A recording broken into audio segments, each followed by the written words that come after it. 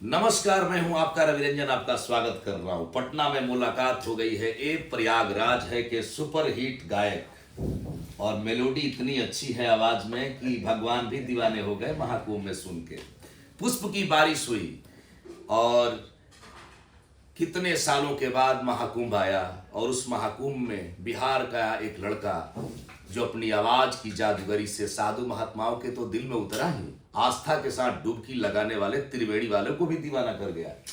खल्ली ने कहा कि हम क्यों नहीं बनाएंगे रील, वो भी बना के अपनी पहलवानी को शुद्धता के रूप में रंगने लगे, यानी जैसे हनुमान जी अबीर लगा रहे हो या सिंदूर लगा रहे हो। इसके बाद साउथ के अनेक हीरो ने डुबकी लगाई और रील बना डाली। इतना ही नहीं, बागेश्वर सरकार के कैंपेन में भी लोगों ने रील बनाई। रामभद्राचार्य जी के ग्रुप में भी पूरा रील बना। रील बनना तो शुरू हो चुका था, लेकिन लड़का कहाँ का था ये पता लगाना शुरू हो चुका था। उस लड़के को भी पता नहीं था कि इतने रील उसमें बन रहे हैं। नाम है आलोक कुमार, भोजपुरी की धड़कन, सूर संग्राम के मंथन से निकला एक नवरत्न, बिहार के बेगूसराय के कजरा गांव का रहने वाला। लखीसराय का कजरा गांव, आपने गाना सुना होगा कजरा मोहब्बत वाला। नहीं, वो गांव दूसरा है भाई साहब, कजरा है। और कजरा से निकला है लड़का, मोहब्बत का गाना गाता था पहले। लेकिन रामायण में जितनी लोकप्रियता रविंद्र जैन साहब को हुई, उतनी ही लोकप्रियता तीर्थराज परिवार की कृपा से आलोक कुमार को मिली। आलोक कुमार साधारण परिवार से तो निकले, लेकिन दो नौकरियां ठुकराने के बाद किसको पता था कि यही आलोक कुमार हैं जिनके डुबकी लगाने से पहले ही गाना वायरल हो जाएगा। और इतना वायरल हुआ कि पता नहीं कितने हजार लाखों लोगों ने डुबकी लगाई और काम करते रह गए। अब बिहारी अस्मिता पर चलते हैं। आलोक जी से बतियाएंगे, लेकिन थोड़ा सा मूड बना रहे हैं। मूड इस मायने में कि अब जिस तरह से भोजपुरी में पवन सिंह की आवाज सुरीली है, वो पावर स्टार कहे जाते हैं, वैसे ही पार्श्व गायक में आलोक कुमार जी का नाम शुमार है। अब पवन जी से भी हाथ जोड़ के मेरी प्रार्थना होगी कि आपको एक ऐसा भाई मिला है जो भोजपुरी को दशा और दिशा दे सकता है। आप भी सुरीले इतने ही शानदार हैं जितने आलोक कुमार हैं, तो आप दोनों मिलकर भोजपुरी को नई दिशा दे सकते हैं।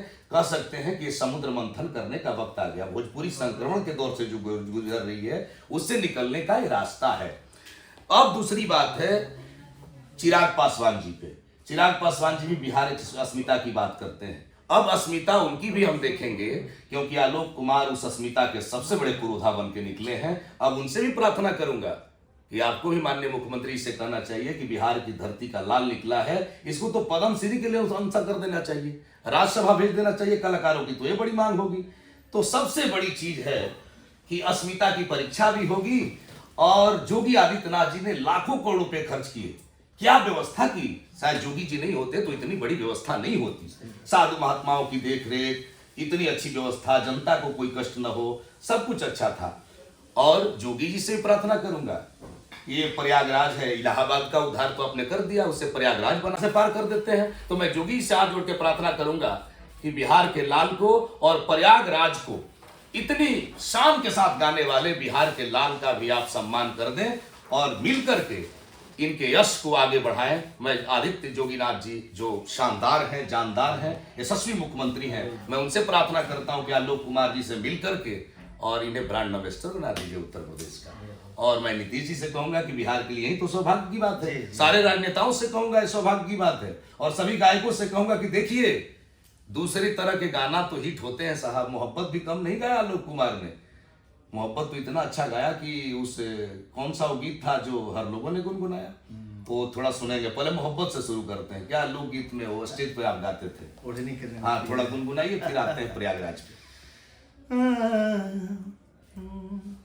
ओढ़नी के रंग पियर, ओढ़नी के रंग पियर, और जादू चला रहल बा, लागे की जैसे खेतवा में सरसों फुला रहल बा।